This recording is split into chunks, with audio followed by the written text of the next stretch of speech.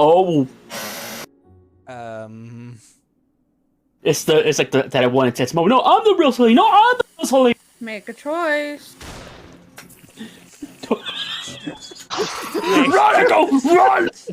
Run for your life, dude! Run!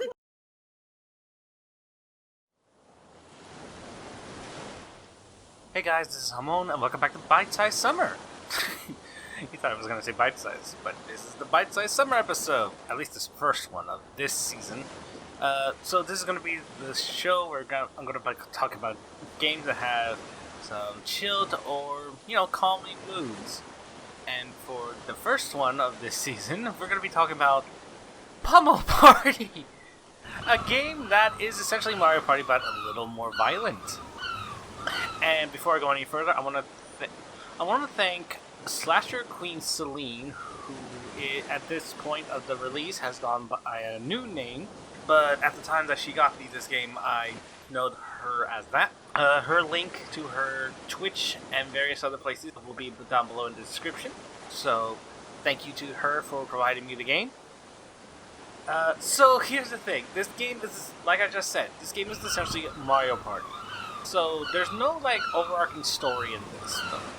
There's no so and so took over the place and now you have to go through these maps in order to beat up the bad guy and all that. No, all these things just have their own little gimmicks and such to it. So nothing really grand there. It's just a party game that you just play with your friends and all that. And yeah, it's been interesting. So for the most part, graphic-wise, it's really nice. It's not smooth or anything, but it does give you the idea that this isn't a child-friendly game for that matter.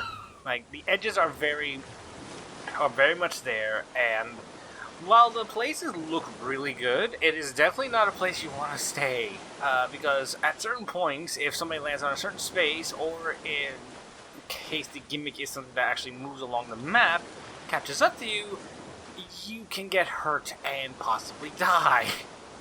Yeah, this is a game that people can die in. So be mindful of your health in this one. And it's not even they just get hurt. No, you can see little droplets of blood come out. So definitely not a game for kids, per se. The minigames that are in this game look really nice too. Depending on which one you're doing, you can have nice little tropical areas, volcanic places, ice places, all that stuff. They all look really nice.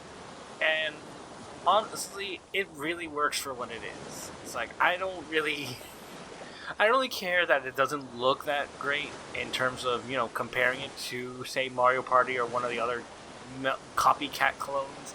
But it definitely gives you that, this is not a game, it's not just a Mario Party game. It's a violent Mario Party game, in a sense. And to that, going into gameplay, the way this game works is that you go around the map, obviously after a dice roll, which, by the way, if you set it up right, the dice can actually go beyond 10. And you collect keys, at some point, come across the chest, or in some maps, a different thing that you have to unlock to get a trophy. The game ends with either whoever has the most trophies, or whoever reaches the goal of the game, which can be 5 trophies or 10 trophies, depending on the number of people you have in the game. Which, by the way, this game can support up to 8 players. So this is essentially like Mario Party 6, I believe, whereas in that one you had to be sharing controllers with people, but this one, no, you just straight up have 8 people. The only other thing I'll mention is that the items you get in this one hurt.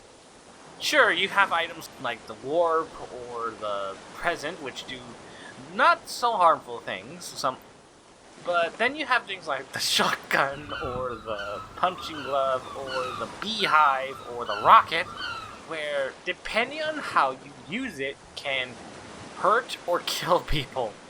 And I mentioned it earlier, you have health in this, and you have to be mindful of that health, otherwise people will either kill you, or you can kill yourself, and you'll lose a lot of keys because of it.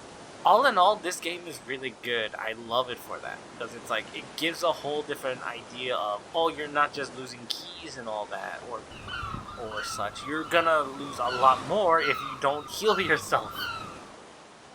which luckily, like, there are spaces that do that, and as well as items that give you health and all that. But definitely make sure you are not close to people that will likely decide to take advantage of the fact that you're at low health or have a gun and are very close range on you and all that. Yeah, so keep an eye out for that. One of the other things I will say, again, with the minigames, while I did say they look good, the mechanics, it's really interesting. You have minigames that give you vibes of like Bomberman, of aerial fighting, of memory stuff, of painting, of all kinds of stuff. And each one is very fun. Except for some. But here's the thing.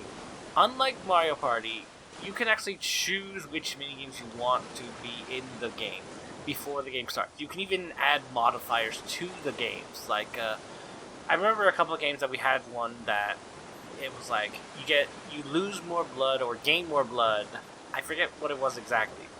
It was like something happens with that you lose or gain more blood in.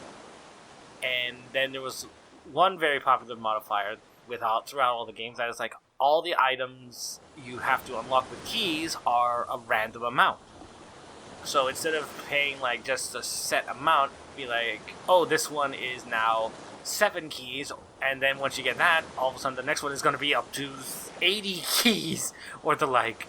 So you have to be mindful of what you do, and also have to worry about getting a ton of keys, whether it's by stealing from people, or by winning minigames, or landing on certain spaces, or picking up keys from people that already died. And that's not even to mention that there's actually a workshop thing, so you could actually get modded things for this thing, whether it's new rule sets, new maps, new minigames, all the kinds of stuff that you can find. It's very interesting to see this. All that said, definitely recommend getting it if you wish to. It's available on Steam at the price that is pointed out below, along with the various other consoles, if any. And with all that said, I want to thank you all so much for watching. I hope you enjoyed this episode of Bytesize Summer. If you did, please leave a like, favorite, and subscribe to the channel for more videos like this. And if you want to see me play this game or other things, such as, say, the Room series or other games in general, you can always check out my Twitch. So with that, thank you for watching once again, and I'll see you next time. Bye!